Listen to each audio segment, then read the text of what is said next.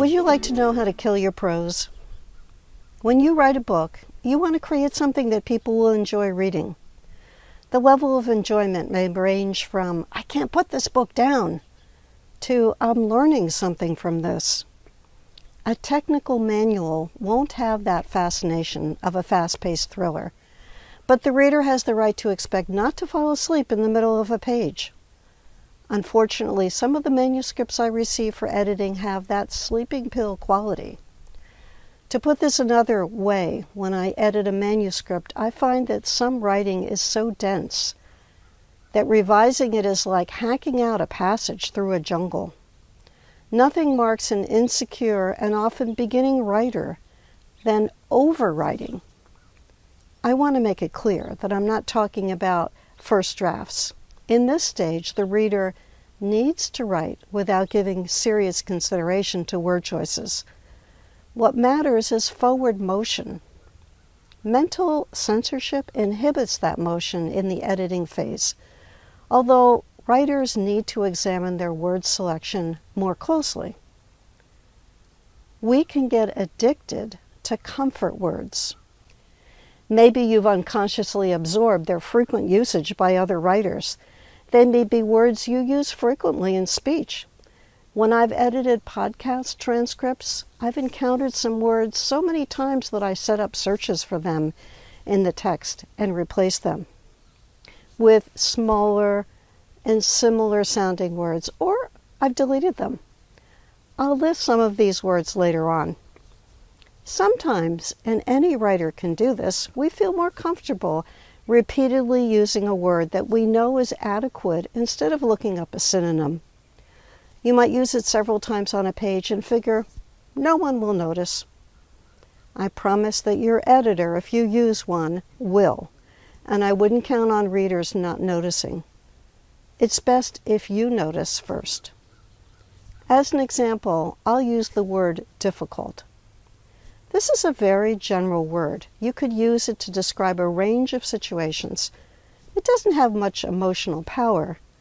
And if you use many words like this, your reader won't connect emotionally with your writing.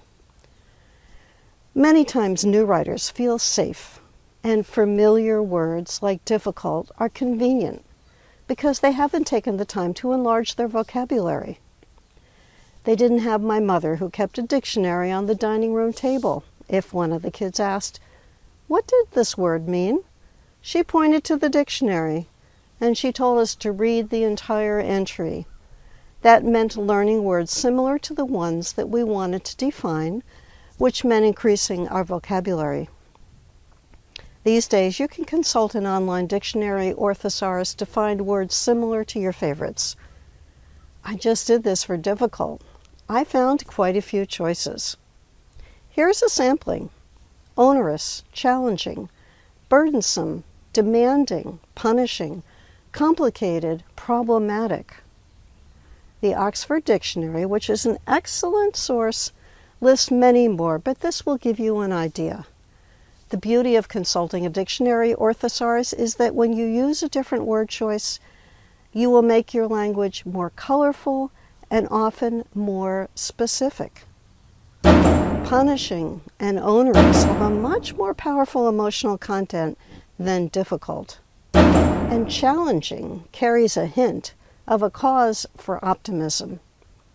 Carefully chosen words help your writing tell a story that has emotional appeal. We get caught up in business or professional speak. When it comes to comfort words, nothing does the job like business professional language.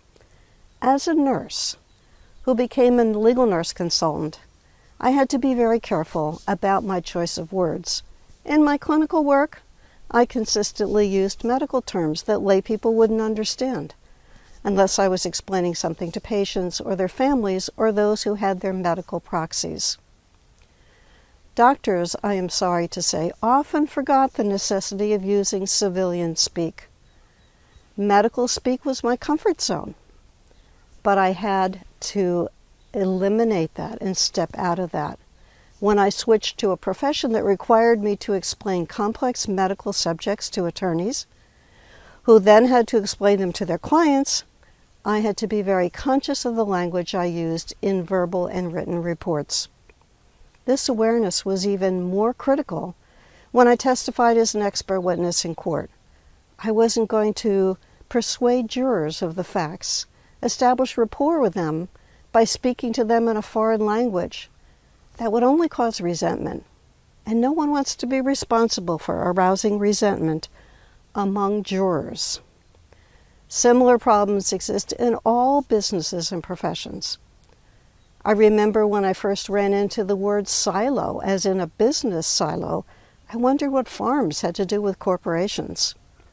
I had the same reaction when I was trying to understand how to make my first website more prominent in search results, and the letters SEO kept creeping up. That's search engine optimization. But it took me a while to figure that out, and yes, I resented that anonymous person who wrote incomprehensible language. Don't resort to the language that reflects your technical expertise unless you're speaking or writing exclusively to your peers in that field. Avoid cliches and filler words. If you do a search for either cliches or filler words, you might be surprised to see how many you'll find. Don't let this discourage you. You're going to use only a small percentage of them, and once you're aware of them, they'll jump off the page at you. I'll list and comment on some of the prime offenders, not necessarily in the order of importance. There is. Here's a major offender. There is. There is a possibility that the solution is worse than the problem. This statement has the potential to attract great interest. The reader wants to know why the solution is worse than the problem, but the opening phrase weakens the sentence. It's passive, and its use highlights what people mean when they advise against passive prose. It doesn't move. It's basically dead. And a dead phrase is not the best way to begin a sentence or a subject. Consider this alternative. What if the solution causes more difficulties than the problem? That sentence has motion. Better yet, it asks a question. The reader wants to know the answer. Let's stop and think about that. Why not say, because? Is it too succinct? Are 5 words better than 1? Only if they're 5 good words, and these ones are not. How about this one? As we all know.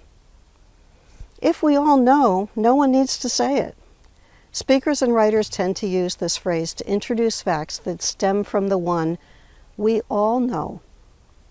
A few problems arise with this usage. Some people hearing that know that they already have an understanding of the subject and they don't have to listen to the speaker. Or the phrase is in writing, so they skip past it. Alternatively, they didn't know that particular fact and they feel left out. They get resentful and they stop listening or reading. The best practice is to eliminate that phrase and simply state the fact and move on to the following points. Some wise guy is sure to think, I know that. That's okay. Let that person have their moment of feeling superior. You'll never hear about it. Look for these issues when you edit a manuscript.